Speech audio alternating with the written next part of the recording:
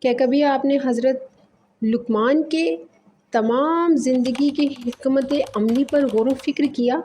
یہاں پر میں یہ بات ضرور کروں گی کہ آپ کو اللہ کے احکامات کے اشاروں کو سمجھنا ہوگا۔ اللہ تعالیٰ اپنے احکامات میں ہمیں کن چیزوں کے طرف نہ جانے کے اشارے کر رہا ہے اور اپنے احکامات سے کن راستوں کو اپنانے کے لیے حکم دے رہا ہے، ہمیں اس پر غور و فکر کرنا ہے کہ یہ کون کون سی ایسی لیئرز ہیں جو اللہ سبحانہ و تعالیٰ اپنے احکامات کے ذریعے سے ہم پر نازل کرتا ہے، تاکہ ہم اس کے احکامات میں اپنے غموں، اپنے دکھوں، اپنی بیماریوں اور اپنی تکالیف سے نجات کی حکمت عملی کو سمجھیں۔ کیوں کہا جاتا ہے کہ قرآن کو پڑھنے کی بجائے سمجھیں؟ قرآن کو پڑھنے کی بجائے سمجھیں۔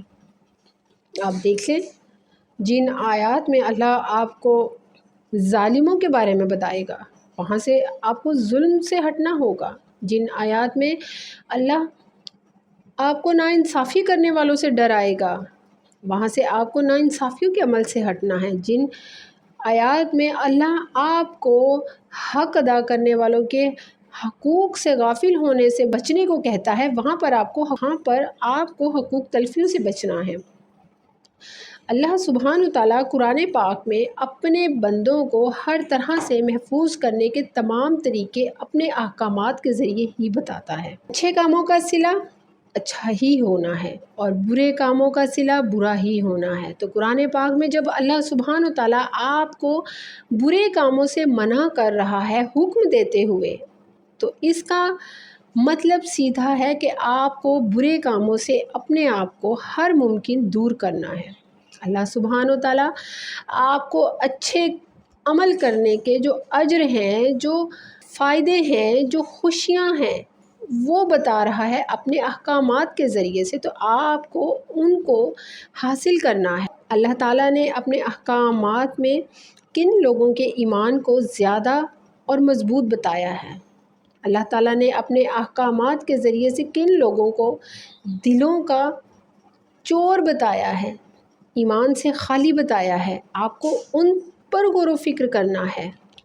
دلوں میں روگ کی وجہ اللہ آپ کو اپنے احکامات میں بتاتا ہے، اور ان احکامات میں بتاتا ہے کہ یہ روگ ہی تمہارے دل کی بیماریوں کا سبب بنیں گے، دل کی تکالیف کا سبب بنیں گے، دل کی زنگ آلودگی کا سبب بنیں گے، کیونکہ جو روگ ہے وہ ایمان والوں کے دلوں میں نہیں آ سکتا۔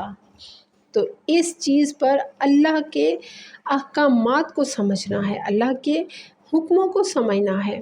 اللہ کیسے اپنی ایک ہی آیت کے ذریعے سے آپ کو ایمان کے ساتھ کس قدر ملٹی پلائی کرتے ہوئے بے انتہا اجر دینے کے خوبصورت احساسات سے نواز رہا ہے، مگر وہیں کئی آیات میں اپنے احکامات کے ذریعے سے سختی سے ڈرا رہا ہے، منع کر رہا ہے کہ نہیں، یہ خسارہ ہے، یہ نقصان ہے، اس کو میں پسند نہیں کرتا۔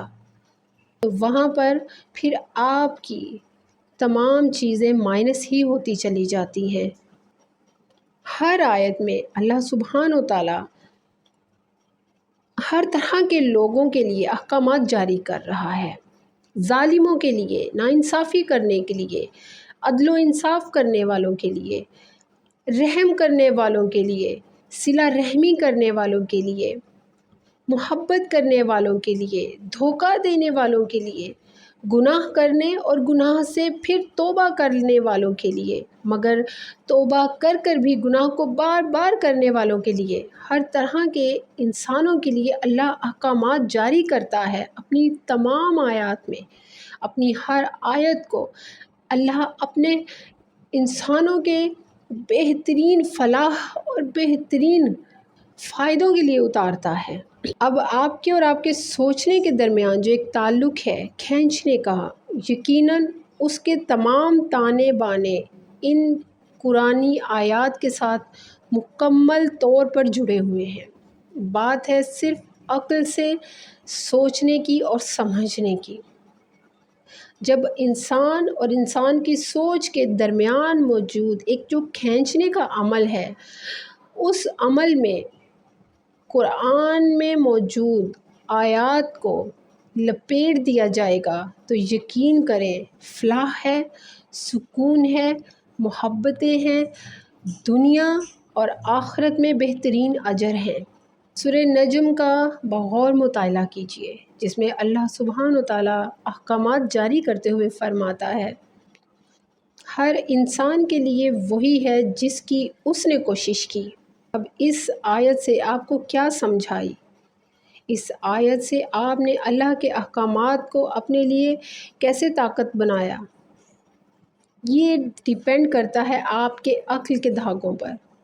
اللہ اس آیت میں احکامات دیتے ہوئے فرماتا ہے کہ اچھے کام کرو گے تو اچھا ہی پاؤ گے اور برے کاموں کا نتیجہ برا ہی ہے۔ اب یہ ہے اللہ کا ایک بہت بڑا حکم، اور اس حکم میں ہی ہمارے لیے فلاح بھی ہے اور خسارہ بھی ہے، جسے ہم نے سمجھنا ہے اپنی عقل سے اور دانش سے۔ اب جو دین کے علماء کرام ہیں، جو دین کے بزرگ ہیں، وہ آپ کو اللہ کے احکامات کی جو گہرائیاں ہیں ان سے ہر طرح جوڑنے کی بھرپور کوشش کرتے ہیں۔ آپ اپنے بزرگان دین کی گفتگو کو، ان کی باتوں کو، ان کی کتابوں کو اگر مطالعہ کرتے ہیں تو آپ کو پتہ چلتا ہے کہ اللہ کے یہ لوگ آپ کو بہرحال اللہ کے احکامات کی گہرائیوں میں لے جانے کے لیے ایک چراغ کی مانند ہیں، ایک ایسی روشنی جو بہرحال آپ کو اللہ کے احکامات کی گہرائیوں میں اتارنے میں کافی مدد دیتا ہے۔ ہاں، اللہ کے احکامات کے اشارے کیا ہیں انہیں ہمیں سمجھنا ہوگا، اور اس میں موجود اللہ کی نشانیوں کو تلاش کرنا ہوگا۔ جس طرح ہم کسی گیم کو کھیلتے ہوئے کسی خزانے کی طرف جاتے ہیں اور راستے میں ہمیں بہت سارے ہنٹس ملتے ہیں جن کی مدد سے ہمیں تھوڑی آسانی ہو جاتی ہے، بالکل اسی طرح بزرگان دین جو بزرگان دین ہیں وہ آپ کے لیے ان روشنیوں کی مانند ہی ہیں جو بہرحال آپ کو آپ کی منزل تک پہنچنے میں اللہ کے وسیلے سے ہی مدد دیتے ہیں۔ اللہ سبحانہ و تعالیٰ ہم سب کو خیر و برکت سے جوڑے۔ مجھے دعاؤں میں یاد رکھیے گا۔ جزاک اللہ خیر و بارک اللہ فیک۔